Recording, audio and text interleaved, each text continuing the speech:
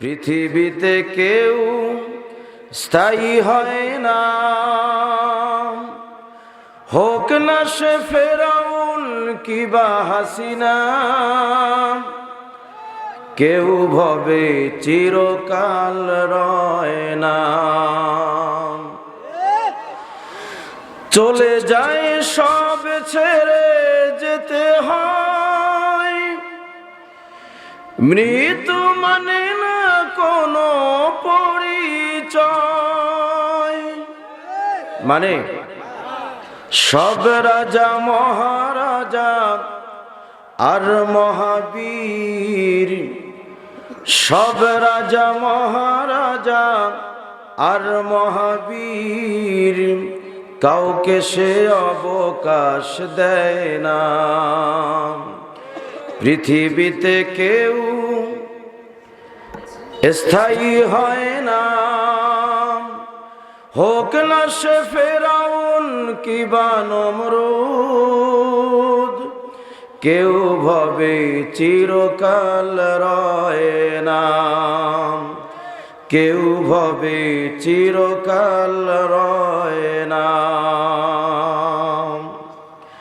কোরআন কারীমের সূরা ফাতিরের 29 নম্বর আয়াত, আল্লাহ সুবহানাহু ওয়া তাআলা এখানে ডাক দিয়ে বলছেন, দুনিয়ার মানুষ এই পৃথিবীতে বিভিন্ন জন বিভিন্ন রকমের ব্যবসা করে। কি বলেন, করে না? ব্যবসা করার পরে কেউ এই ব্যবসায় দিয়া লক্ষ কোটি টাকার মালিক হয়, আবার অনেকে আছে ফকির হয়ে যায়, পুঁজিপাটটা যা আছে সব শেষ হয়ে যায়।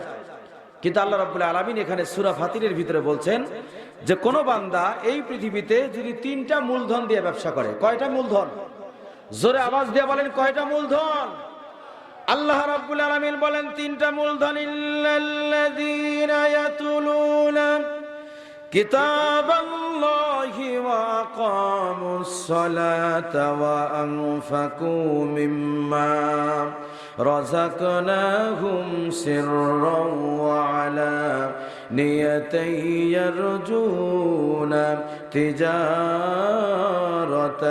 লান তাবুর। আল্লাহু আকবার। আল্লাহ রাব্বুল আলামিন বললেন, রাসূল, এই পৃথিবীর মানুষ যদি 3টা মূলধনের সমন্বয়ে ব্যবসা করে, দুনিয়ার মানুষ ব্যবসা করলে পরে ব্যবসায় লস হয়, লাভ হয়, কিন্তু আমি আল্লাহ রাব্বুল আলামিন ঘোষণা করে দিলাম 3টা ব্যবসা, 3টা মূলধনের সমন্বয়ে বান্দা বান্দি যদি ব্যবসা করে, এই বান্দাগুলোকে কোনো ক্রমেই আমি আল্লাহ রাব্বুল আলামিন লোকসান হতে দেব না, বরং 3টা মূলধনের বিনিময়ে ব্যবসা করলে আমি আল্লাহ তাদের ব্যবসায় সব সময় শুধু লাভ আর লাভ দিয়ে দেব। জোরে বলেন সুবহানাল্লাহ। কোন সময় লস হবে না। আল্লাহ রাব্বুল আলামিন জানাই দিলেন, ও রাসূল জানাই দাও, ইল্লাল্লাযীনা ইয়াতলুনা কিতাবাল্লাহ। 1 নাম্বার ব্যবসা হলো, 1 নাম্বার ব্যবসায়ের মূলধন হলো যারা আল্লাহর কোরআনুল কারীম, এই কোরআনুল কারীমের তেলাওয়াত যারা করে। আল্লাহ রাব্বুল আলামিন বলেন, কোরআনের তেলাওয়াত যারা করে এই মানুষগুলো কোনো সময় লস হবে না। যত তেলাওয়াত করবে আমল নামায় আল্লাহ সওয়াব শুধু দিবেন আর দিবেন, কোনো সময় কম হবে না। আল্লাহ রাব্বুল আলামিন বলেন, ইন্নামাল মুমিনুনা আল্লাযীনা ইযা যুকিরাল্লাহু ওয়াজিলাত কুলুবুহুম ওয়া ইযা তুলিয়াত আলাইহিম আয়াতুহু যাদাতুহুম ঈমানাও ওয়া আলা রাব্বিহিম ইয়াতাওয়াক্কালুন। আল্লাহ রাব্বুল আলামিন বলেন, ইমানদারের কিছু বৈশিষ্ট্য সূরা আনফালে বর্ণনা করেছেন 5টা। দ্বিতীয় নাম্বার, আল্লাহ রাব্বুল আলামিন বলেন, ওয়া ইযা তুলিয়াত আলাইহিম আয়াতুহু যাদাতুহুম ঈমানা।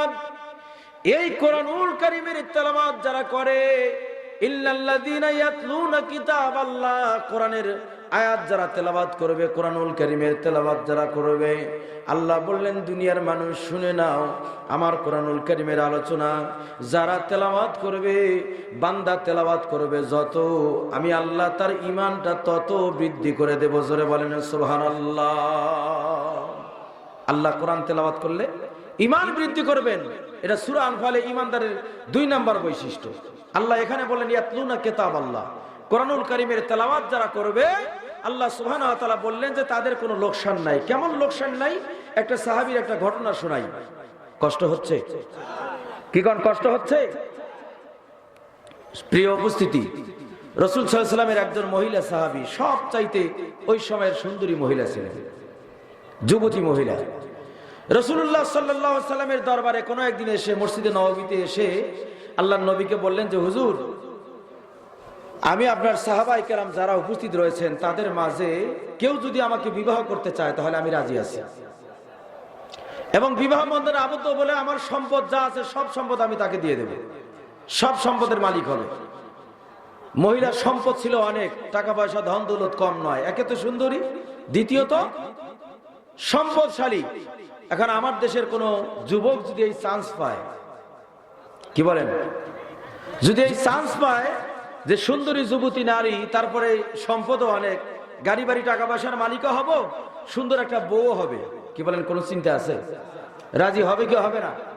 জোরে বলেন, রাজি হবে কি হবে না? বউ যদি অসুন্দর হয়, কালো কুৎসিত হয়, টাকা যদি বেশি দেয়, এরপরে কিছু যুবক রাজি হয়, বলে টাকা দিবে, এর দ্বারা আমার ভবিষ্যৎ চলতে কোনো সমস্যা নাই, সুতরাং একে বিবাহ করা যায়, কি বলেন, আছে না? কিন্তু প্লাস মানে সুন্দরও যদি হয়, সম্পদওয়ালাও যদি হয়, তাহলে এটা তো একদম মানে প্লাসে প্লাসে যেরকম প্লাস, কি বলেন, ঠিক কিনা? কোনো সন্দেহ নাই। রাসূল সাল্লাল্লাহু আলাইহি ওয়াসাল্লাম বললেন, তোমরা মহিলাকে বিবাহ করতে রাজি আছো? সাহাবায়ে কেরাম রিদওয়ানুল্লাহি আজমাইনদের মাঝে আবু বকর, ওমর, ওসমান, আলী, সম্মানিত সাহাবী যারা, সব সামনে বসা। রাবী বলেন, নবীজি সাল্লাল্লাহু আলাইহি ওয়াসাল্লামের সাহাবীদের মাঝ থেকে এমন কোন সাহাবী নাই যে সাহাবী বাদ আছে, সবাই দুহাত তুলে ধরেছেন, ইয়া রাসূলুল্লাহ, আমি তাকে বিবাহ করতে রাজি, আমি তাকে বিবাহ করতে রাজি, সবাই হাত তুলে ধরেছেন। রাসূলুল্লাহ সাল্লাল্লাহু আলাইহি ওয়াসাল্লাম দেখলেন যে মুশকিল অবস্থা, সবাই বিবাহ করতে চায়। নবীজি সাল্লাল্লাহু আলাইহি ওয়াসাল্লাম বললেন, নবীজি যখন বললেন, সবাই যখন হাত তুললো, মহিলা সাহাবী ডাক দিয়ে বললেন, ইয়া রাসূলুল্লাহ, আপনার সব সাহাবী বিবাহ করতে আমাকে রাজি আছে, ঠিক আছে, কিন্তু আমাকে বিবাহ করতে হলে 3টা শর্ত আমার আছে। এই 3টা শর্ত যে পালন করবে, এই 3টা শর্ত যারা পালন করবে, এই মানুষগুলোকে অথবা তাকে আমি বিবাহ বন্ধনে আবদ্ধ হব। রাসূল সাল্লাল্লাহু আলাইহি ওয়াসাল্লাম বললেন যে তোমার আবার কি শর্ত? মহিলা ডাক দিয়া বলতেছেন, ইয়া রাসূলুল্লাহ, 1 নাম্বার শর্ত, আমাকে বিবাহ করার পরে সে বিছানার ভিতরে একদিনও ঘুমাইতে পারবে না। কি করা লাগবে? বলে সারা রাত দাঁড়িয়ে দাঁড়িয়ে আমার পাশে নফল নামাজ আদায় করবে, একদিনও বিছানায় ঘুমাইতে পারবে না, আমার কাছে শুইতে পারবে না, সারা রাত দাঁড়িয়ে দাঁড়িয়ে নফল নামাজ পড়বে। নবীজি সাহাবায়ে কেরামদের বললেন, তোমরা কি এই শর্তে রাজি আছো? সাহাবী যারা হাত তুলেছিলেন সকলেই, অর্ধেক সাহাবী হাত নামিয়ে ফেললেন যে আমরা এই শর্তে রাজি না। যদি সারা রাত নফল নামাজ পড়া লাগে তাহলে একে বিবাহ করে কি লাভ? মহিলা ডাক দিয়া বলে, ইয়া রাসূলুল্লাহ, আমার 2য় নাম্বার শর্ত হলো, আমাকে যে বিবাহ বন্ধনে আবদ্ধ করবে,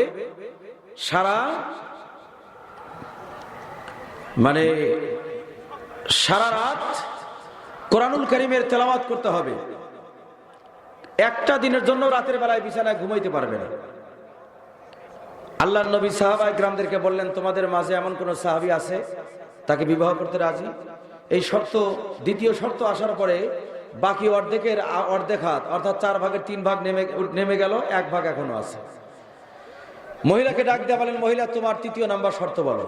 মহিলা ডাক দিয়ে বলতেছেন, ইয়া রাসূলুল্লাহ, আমার 3য় নাম্বার শর্ত হলো, আমাকে যে বিবাহ বন্ধনে আবদ্ধ করবে গোটা বছর রোজা রাখা লাগবে, বছরের শুরু থেকে শেষ পর্যন্ত একটা দিনও রোজা ভাঙতে পারবে না। বলেন না আল্লাহু আকবার। শর্তগুলো খারাপ না ভালো? আওয়াজ দিয়ে বলেন, শর্তগুলো ভালো না খারাপ? মুসলমান ভাইরা আমার, সব সাহাবী হাত নামায় ফেললেন।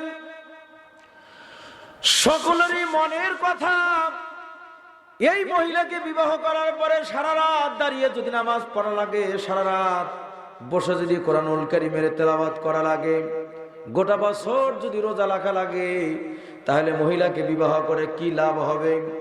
মুসলমান ভাইরা আমার, এই চিন্তা করে সব সাহাবী হাত নামায় ফেললেন। একদিক থেকে একজন সাহাবী তখনও হাতটা নামান নাই, হাতটা উঁচু করে দাঁড়িয়ে আছেন। নবীজি ডাক দিয়া বললেন, সাহাবী, তুমি কি বিবাহ বন্ধনে আবদ্ধ হতে চাও? 3টা শর্ত কি মানতে রাজি? সাহাবী বলছেন, ইয়া রাসূলুল্লাহ, তিনটা শর্ত মানতে রাজি। মহিলা যা বলেছে, তিনটা শর্তের থেকে আমি দূরে যাব না। মেহেরবানি করে এই ধনাঢ্য মহিলা, সুন্দরী মহিলাকে আমার সঙ্গে বিবাহ বন্ধনে আবদ্ধ করে দেন, আমি তার আমার ঘরের মধ্যে নিয়ে যাব। মুসলমান ভাইরা, নবীজি সাল্লাল্লাহু আলাইহি সাল্লাম বিবাহ বন্ধনে আবদ্ধ করে দিয়া তাদের জন্য দোয়া করে দিলেন। স্বামী আর স্ত্রী নিজের বাড়িতে চলে গেল। একদিন যায়, 2 দিন যায়, 1 মাস, 2 মাস, দীর্ঘ 6 মাস পরে রাসূলুল্লাহর দরবারে মহিলা তার স্বামী সহকারে আল্লাহর নবীর দরবারে এসে ডাক দেয়া বলতেছেন, নবীজি, আমার স্বামী 6 মাস আগে মসজিদে নববীতে আপনার কাছে বলেছিলেন যে 3টা শর্ত, একটা শর্ত বাদ দিবেন না। রাতের বেলায় কোরআনুল কারীমের তেলাওয়াত করবেন, সারা রাত দাঁড়িয়ে দাঁড়িয়ে নফল নামাজ পড়বেন, গোটা বছর রোজা রাখবেন। কিন্তু খোদার কসম, আমার সাথে বিবাহ বন্ধনে আবদ্ধ হওয়ার পরে দীর্ঘ 6টি মাস পর্যন্ত চলে গেল। নবীজি, 6টি মাসের মধ্যে আমার স্বামী একটা দিনও একটা আমল এখন পর্যন্ত করেন নাই। রাসূলের মেজাজ গরম না নরম? সাহাবায়ে কেরামের মেজাজ গরম না নরম? হযরত ওমর সামনে বসা, ওমর হাত গোটাতে শুরু করলেন। হুজুরকে বললেন, হুজুর, তরবারি বের করেছি, শুধু অনুমতি দেন, ওকে শেষ করে দেব। এই ধনাঢ্য মহিলা, সুন্দরী মহিলা, আমরা বিবাহ করতে চেয়েছিলাম, কিন্তু আমাদেরকে ধোঁকা দিয়া বোকা বানায়া শর্তগুলো মানবে, এই শর্ত মেনে নিয়ে সে বিবাহ বন্ধনে আবদ্ধ করে সে বাড়িতে নিয়ে গেছে। আর তার স্ত্রী নাকি বলছে যে এই 6 মাসের মধ্যে একটা আমলও করে নাই। হুজুর, ওর বেঁচে থাকার কোনো অধিকার নাই, ও ধোঁকাবাজ, অনুমতি দেন, ওকে জনমের মতো বিদায় দেন। নবীজি বললেন, থামো। যুবককে ডাক দেয়া বলেন, যুবক, তোমার স্ত্রী যা বলছে সেটা কি সত্যি? যুবক ডাক দেয়া বলছে, ইয়া রাসূলুল্লাহ, আমার স্ত্রী যা বলেছে একটাও সত্যি না। তার মানে? বলে, আমি এই 6 মাসের মধ্যে 3টা আমলের একটা আমলও বাদ দেই নেই। বলেন না আল্লাহু আকবার? জোরে আওয়াজ দিয়ে বলেন না আল্লাহু আকবার? একটা আমলও বাদ দেই নাই। শুনতে রাজি আছেন? কি বলবো? এ ভাইজান, বলবো? সাহাবীকে আল্লাহর নবী একবার আমল ছিল, 1 নাম্বার আমল ছিল সারাটা রাত দাঁড়িয়ে দাঁড়িয়ে নফল নামাজ পড়বে। তুমি কি নফল নামাজ পড়েছ? সাহাবী জবান খুলে ডাক দেয়া বললেন, হুজুর, আমার স্ত্রী যাই বলুক না কেন, 6টা মাসের মধ্যে আমি একটা দিনও এই আমলটা বাদ দেই নাই। আল্লাহর নবী ডাক দেয়া বলেন, কেমনে বাদ দাও নাই? কিভাবে এটা হয়েছে বলো, ব্যাখ্যা করো। সাহাবী চোখের পানি ছেড়ে দিয়ে ডাক দেয়া বলছেন, নবীজি, কোন একদিন 6 মাস আগে মসজিদে নববীর খুতবায়, জুমার খুতবায় আপনি বয়ান দিতে গিয়ে বলেছিলেন, এই পৃথিবীর কোন মানুষ, কোন ইমানদার, কোন মুমিন যদি এশার নামাজ আর ফজরের নামাজ, আল্লাহর বান্দা যদি এশার নামাজ আর ফজরের নামাজ জামাতের সাথে আদায় করে, নামাজ কিসের সাথে আদায় করা লাগবে? জোরে আওয়াজ দিয়ে বলেন, কিসের সাথে? জামাতের সাথে আদায় করতে হবে। আল্লাহ বলেন, ইয়া আইয়ুহাল্লাযীনা আমানু ইযা নুদিয়া লিস-সালাতি মিন ইয়াউমিল জুমআ ফাসআউ ইলা যিকরিল্লাহি ওয়া যারুল বাই যালিকুম খায়রুল লাকুম ইন কুনতুম তা'লামুন।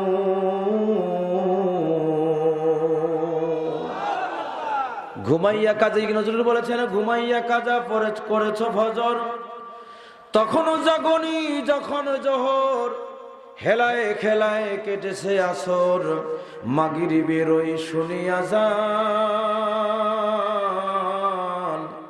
এখনো জামাতে হও রে শামিল, এখনো এর সাথে আছে স্থান। বাজিছে দামামা, বাদিরে আমামা, শির উঁচু করি মুসলমান, দাওয়াত এসেছে নয়া জামানার, ভাঙ্গা কিল্লায় উড়াও নিশান। ঠিক না বেটি? নামাজ আজকে মুসলমানদের মধ্যে নাই। এ মুসলমান, খুব ভালো করে শোনার কাজে লাগবে প্রতিটি কথা আমার। আজকে আমাদের দেশের অসংখ্য রাজনৈতিক দল আছে, যে অসংখ্য রাজনৈতিক দলগুলোর মূলনীতির মধ্যে কোনো সময় নামাজের শিডিউল নাই। আছে, নেতা নিজেও নামাজ পড়ে না, অনুসারী যারা আছে তাদেরকেও নামাজের কথা কোনো সময় বলে না। কিন্তু বাংলাদেশে একটা সংগঠন, শহীদি কাফেলার সংগঠন, এই সংগঠনে দীর্ঘ 53 বছরে বাংলাদেশের স্বাধীনতার পরে সবচাইতে বেশি নির্যাতিত হয়েছে। এই সংগঠনটা যদি আপনি করতেছেন, নামাজের শিডিউল আছে না নাই? একজন কর্মী হলে বড় 5 ওয়াক্ত নামাজ প্রতিদিন জামাতের সাথে আদায় করলেন না, না করলেন, রিপোর্ট রাখার প্রয়োজন আপনারা বলেন তো আছে না নাই? 5 ওয়াক্ত নামাজ রিপোর্ট রাখতে হবে আপনাকে, প্রতিদিন কোরআন তেলাওয়াত করতে হবে, এমনি না, অর্থ সহ তেলাওয়াত করা লাগবে। এরপরে মাসিক একটা খরচ, আপনার যে সম্পদ আছে সেই সম্পদের একটা অংশ সেখানে দিতে হবে। কি বলেন, আছে না নাই? জোরে বলেন, আছে না নাই? আমার দেশের দীর্ঘ 53 বছরে আমরা যা দেখেছি, নেতাগুলো আমাদের কাছে আসছে ভোটের আগ দিয়ে হাওলাতি টুপি মাথার মধ্যে নিয়ে আমাদের কাছে ভোট চাওয়ার জন্য আসছে। নেতা জোহরের নামাজ একবারের জায়গায় 5 বার আদায় করে, আছে না এরকম? ইমাম সাহেবের বিরোধিতা সারাটা জীবন করেছে নেতা, ভোটে দাঁড়ানোর পরে ইমাম সাহেবের কাছে দোয়ার লেগে আসছে, হুজুর আমার লেগে একটু দোয়া করেন। হাত বাড়ায় দিয়ে মোসাফা করবে, মোসাফার জন্য হাত বাড়ায় দিছে। ইমাম সাহেব ছিলেন চালাক মানুষ, বলছে হুজুর, নেতা সাহেব আপনি আমার কাছে হাত বাড়ায় দিলেন, মোসাফার জন্য হাত বাড়ায় দিলেন, মোসাফার সময় দোয়াও করলেন, দোয়া কি করছেন? কয় হুজুর ওটা তো ছোটবেলায় মুখস্থ করছি। ওটা ছোটবেলায় মুখস্থ করে আবার শোনা লাগবে? কয় হ্যাঁ একটু বলেন না শুনি, আপনাদের দেখি ঠিক আছে না, না আছে, আমরা সবাই একটু শুনি। তো নেতা বলছে যে হুজুর মোসাফা করার সময় হাত বাড়া দিয়ে বলছি ইন্না লিল্লাহি ওয়া ইন্না ইলাইহি রাজিউন। এ বাবা, এটা কি দিনাজপুরের মোসাফার দোয়া এটা? কয় হুজুর এই দোয়া।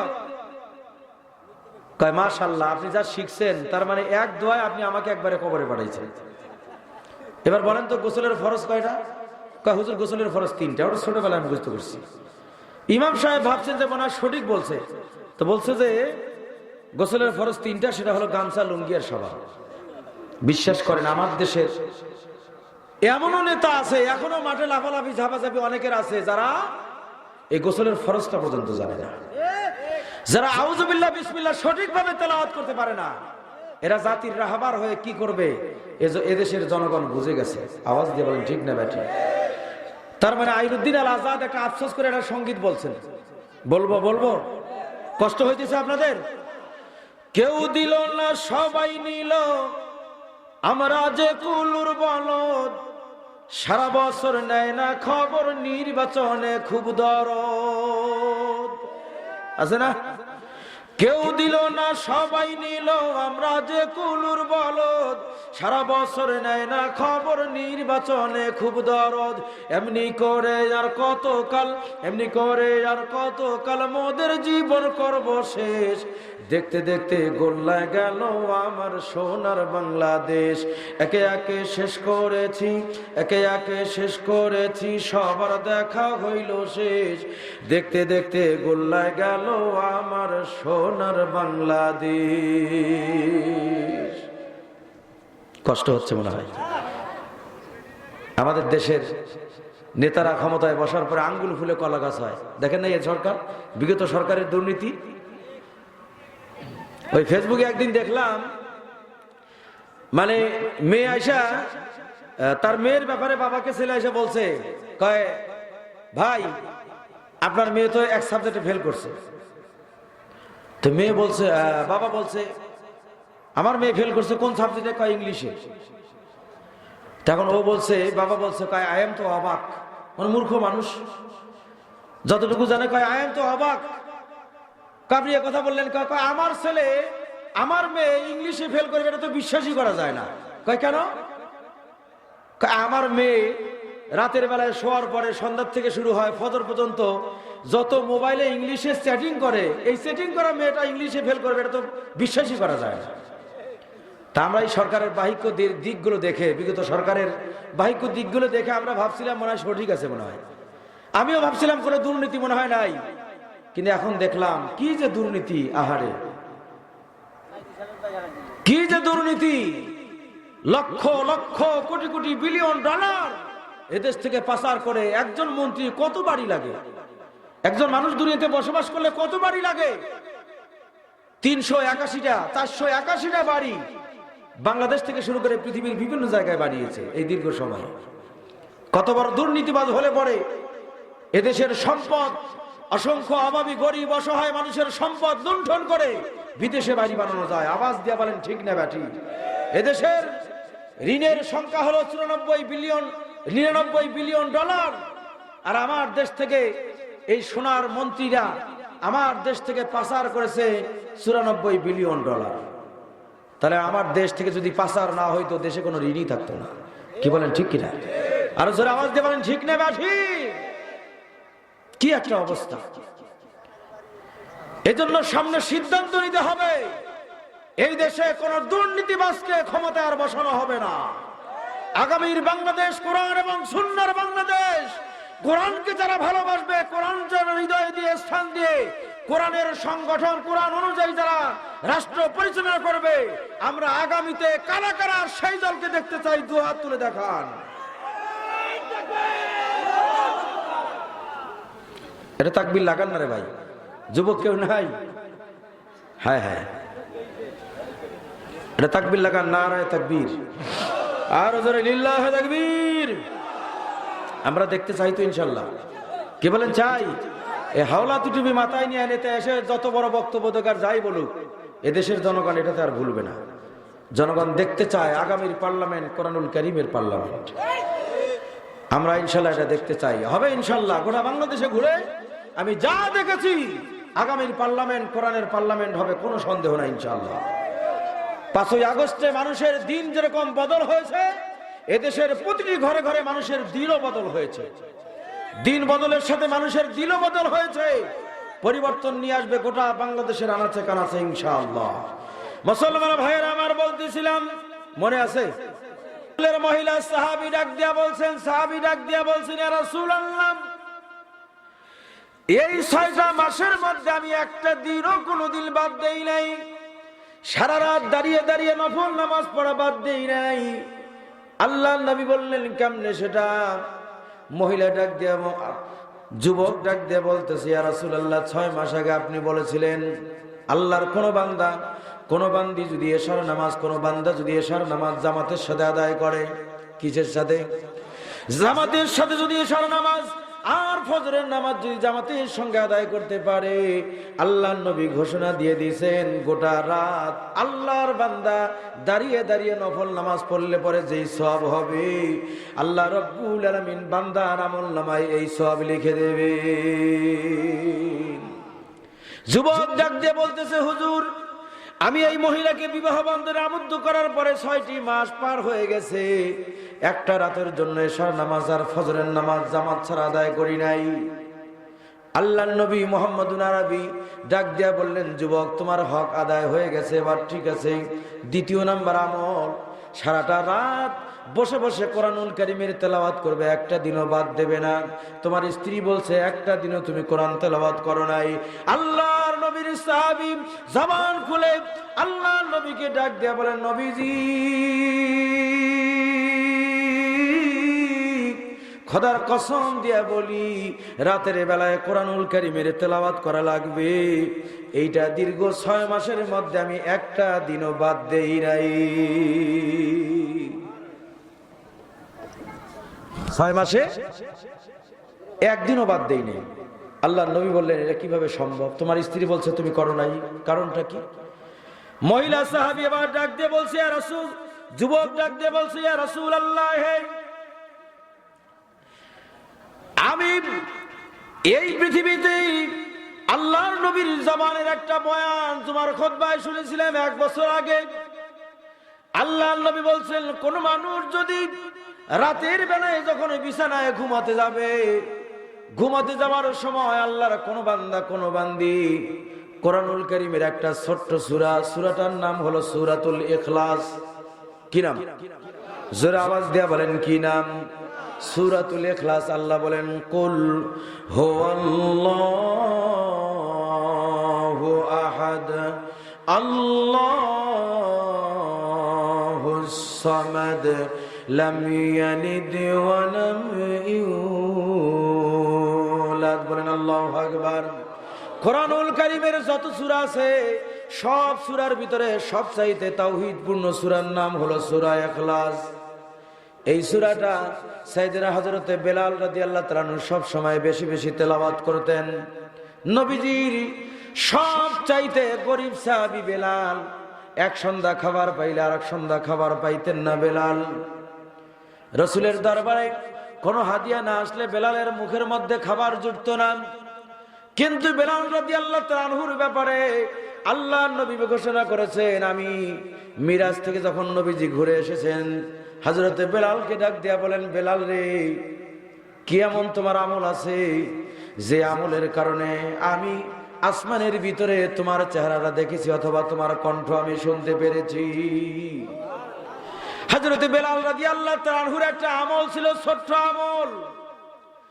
টাকা নাই, পয়সা নাই, সম্পদ নাই বেলালের, কিন্তু একটা আমল ছিল। টাকা আপনার কত আছে, গাড়ি বাড়ি ধন দৌলত, এগুলো আপনার কাছে গ্রহণযোগ্য নয়। আল্লাহ রাব্বুল আলামিন বলছেন, ইন্না আকরামাকুম ইনদাল্লাহি আতকাকুম। আল্লাহ বলছেন, আমি সম্পদের দিকেও দেখব না, টাকার দিকেও দেখব না, ধন দৌলতের দিকেও দেখব না। আমি দেখব কোন মানুষটার অন্তরের ভিতরে কত বেশি তাকওয়া।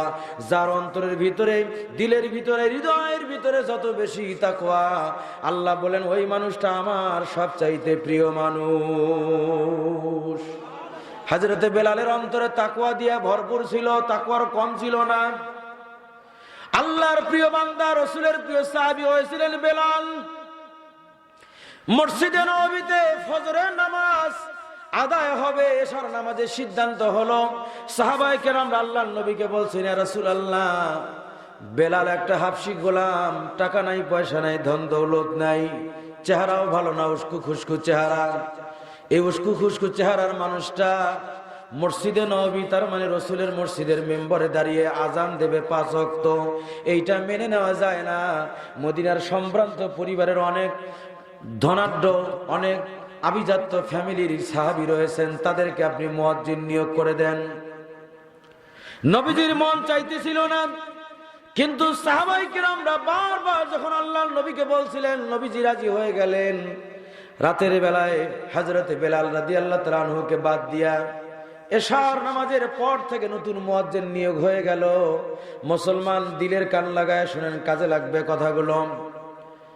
ফজরের নামাজে এইবার সুললিত কণ্ঠে, সুন্দর কণ্ঠে, চমৎকার কণ্ঠে, অত্যন্ত সুন্দর করে আভিজাত্য ফ্যামিলির একজন নতুন মুয়াজ্জিন সকালবেলায় মসজিদে নববীতে ফজরের নামাজের আজান দিতে চায়। সালাতু খায়রুম মিনান নাওম, আসসালাতু খায়রুম মিনান নাওম ঘোষণা হয়ে গেল।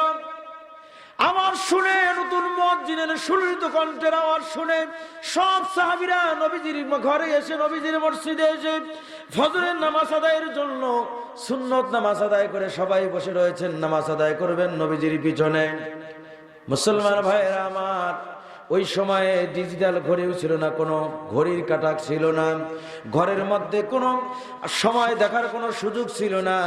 সূর্যের আলো, তার মানে সুবি সাদিক হবে, ফর্সা হবে, একটু অন্ধকার হওয়ার পরে, ফর্সা হওয়ার পরে ফজরের নামাজটা আদায় করা হতো। আল্লাহর নবী লম্বা সময় পর্যন্ত বসে আছেন, সাহাবায়ে কেরামকে নিয়ে বসে আছেন, ফজরের নামাজ আদায় করবেন। কিন্তু আল্লাহর নবী দেখছেন ফর্সা হচ্ছে না, লম্বা সময় পর্যন্ত ওয়েট করতেছেন, কিন্তু ফজরের সময় হয় না। মুয়াজ্জিন কে হয়েছে? নতুন মুয়াজ্জিন, সম্ভ্রান্ত পরিবারের মুয়াজ্জিন। একটু সাউন্ড বাড়ায় দেন তো, আমার গলা বসতেছে কেন? সমস্যা তো। রাসূল করিম সাল্লাল্লাহু আলাইহি ওয়াসাল্লাম লম্বা সময় অপেক্ষা করলেন। না জানি আমার বেলালকে বাদ দিয়ে অন্য সাহাবী, নতুন সাহাবী নিয়োগ করা হয়েছে, এজন্য আমার আল্লাহ মনে হয় বেজার হয়ে গেছে। লম্বা সময় পরে হযরত জিবরিল আমিন রাসূল সাল্লাল্লাহু আলাইহি ওয়াসাল্লামকে এসে সালাম দিলেন, ইয়া রাসূলুল্লাহ, আল্লাহ তাআলা আপনাকে সালাম দিয়েছেন। ইয়া রাসূলুল্লাহ, হে আল্লাহ আপনাকে সালাম দিয়েছেন আর জানিয়েছেন আমার বন্ধু মুহাম্মদকে গিয়া বলো, আজকে কি মসজিদে নববীতে ফজরের নামাজের আযান হয় নাই? হযরতে জিবরিল আমিনকে আল্লাহর নবী ডাক দিয়ে বললেন, কেন বেলাল, কেন জিবরাইল, আজান কেন হয় নাই? আজান তো হয়েছে, সুললিত কণ্ঠের মুয়াজ্জিন দিয়ে আজকে সুন্দর করে আজান দেওয়া হয়েছে। হযরতে জিবরিল আমিন আল্লাহর নবীকে ডাক দিয়া বললেন, ইয়া রাসূলুল্লাহ, আপনার মসজিদে নববীর মেম্বরে দাঁড়িয়ে কোনো মাইক নাই, সাউন্ড সিস্টেমের কোনো ব্যবস্থা ছিল না। নিতান্ত গরিব একজন সাহাবী হযরতে বেলাল রাদিয়াল্লাহু তাআলা আনহু, টাকা নাই, পয়সা নাই, ধন দৌলত ছিল না, আসহাবে সুফফার সদস্য ছিলেন হযরতে বেলাল রাদিয়াল্লাহু তাআলা আনহু। হযরতে বেলাল রাদিয়াল্লাহু তাআলা আনহুর জবানের কণ্ঠটা ভালো ছিল না, আশহাদু আল্লাহ মুহাম্মাদুর রাসূলুল্লাহ সঠিকভাবে উচ্চারণ করতে পারেন নাই। কিন্তু এই বেলাল যখন আজান দিতেন মসজিদে নববীতে বসে, বেলাল রাদিয়াল্লাহু তাআলা আনহুর আজানটা আল্লাহ রাব্বুল আলামিনের আরশে আজিম পর্যন্ত পৌঁছে যেত। হুজুর, আজকে এখন পর্যন্ত বেলালের কণ্ঠটা আল্লাহর আরশে আজিম পর্যন্ত পৌঁছে নাই। যতক্ষণ পর্যন্ত ফজরের নামাজের সময় হযরতে বেলাল আজান না দিবে, ততক্ষণ পর্যন্ত আল্লাহ রাব্বুল আলামিন নামাজের সময় করে দেবেন না। আল্লাহর নবী বেলালকে ডাক দিয়ে বলেন, বেলাল কোথায়? বেলাল দৌড়ে আসলেন, নবীজিও কাঁদেন, বেলালও কাঁদে। আল্লাহর নবী ডাক দিয়ে বলেন, বেলাল রে, তো আল্লাহ কত তোকে ভালোবাসেন, ও বেলাল জলদি করে যা, ফজরের নামাজের নতুন করে আজান দে। নতুন করে আজান হয়ে গেল, নবীজি নামাজে দাঁড়ায় গেলেন। আল্লাহর নবী নামাজে দাঁড়ায় ডান দিকে সালাম ফিরলেন, বাম দিকে সালাম ফিরলেন, নামাজ শেষ করলেন। বাম দিকে সালাম ফিরানোর পরে সাহাবায়ে কেরামরা মসজিদে নববীর বাইরে বের হয়ে দেখলেন সূর্য তখন দ্বিপ্রহর, তার মানে এখনকার সময়ে 12টা বেজে গেছে। জোরে জোরে বলেন সুবহানাল্লাহ। এজন্য আল্লাহ বলেন, ইন্না আকরামাকুম ইনদাল্লাহি আতকাকুম। আল্লাহ তাআলা দিলের অবস্থাটা দেখেন।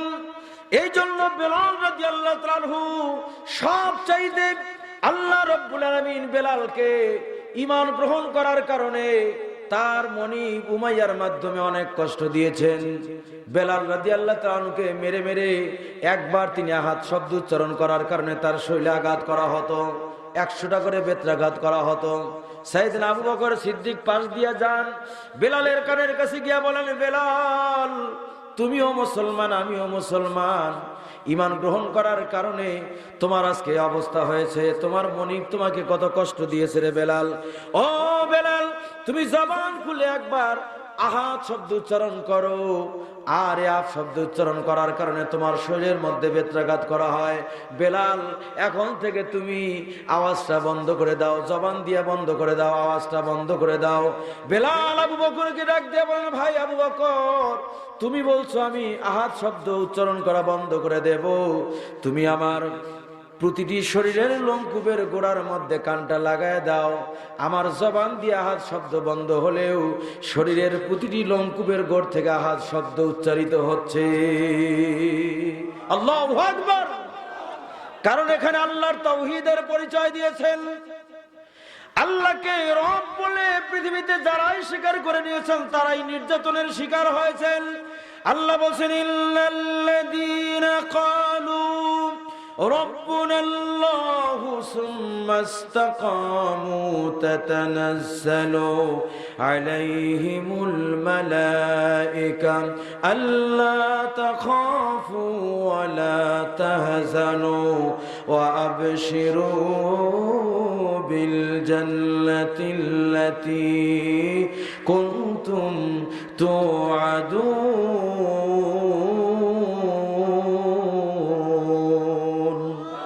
এর মোহাব্বতে পড়েন সবাই, লা ইলাহা। এর পানির ব্যবস্থা করেন, আর কালেকশন যাবো 12টা তো বাজে। 12টার মধ্যে তো বলছে জবান খুলে লা ইলাহা, লা ইলাহা, জোরে জোরে জোরে আওয়াজ দিয়ে লা ইলাহা, লা ইলাহা। उल्फत में तेजी वैसन जल्दन खतूरा, उल्फत में तेजी, उल्फत में तेजी वैसन जल्दन खतूरा। अबू बकर उमर, अबू बकर उमर नक्श कदम तेरी नसरा। আশিক নবী অকবে আছে, আশিক নবী অকবে আছে রে মদিনা, দেখলা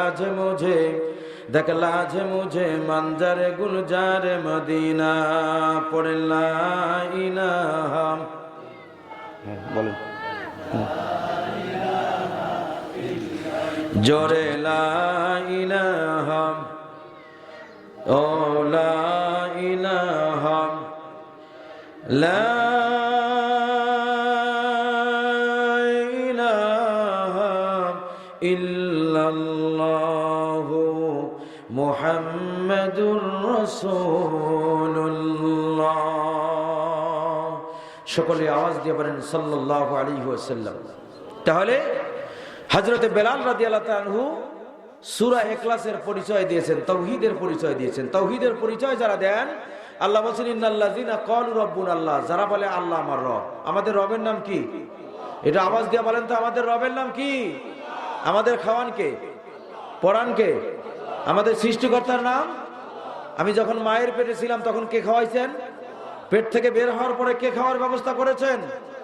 আমি যখন ছোট্ট ছিলাম, দাঁত ছিল না মুখে, তরল খাবার দিলেন মাবুদ মা জননীর বুকে রে, মা জননীর বুকে। আমি যখন ছোট্ট ছিলাম, দাঁত ছিল না মুখে, তরল খাবার দিলেন মাবুদ মা জননীর বুকে রে, মা জননীর বুকে। ওই আল্লাহ পাককে ভুলো না রে, ওই আল্লাহ পাককে ভুলো না রে, জীবন যাকার থাক। আল্লাহকে ডাকে রে বান্দা, আল্লাহকে ডাকে রে বান্দা, আল্লাহ বলে ডাক। একটা ডাক দেন আল্লাহ। সবাই দুই হাত উঁচু করেন তো, দুই হাত উঁচু করেন, এটি জবান খুলে গভীর রাতে ডাক দেন আল্লাহ। আর জোরে ডাক দেন আল্লাহ।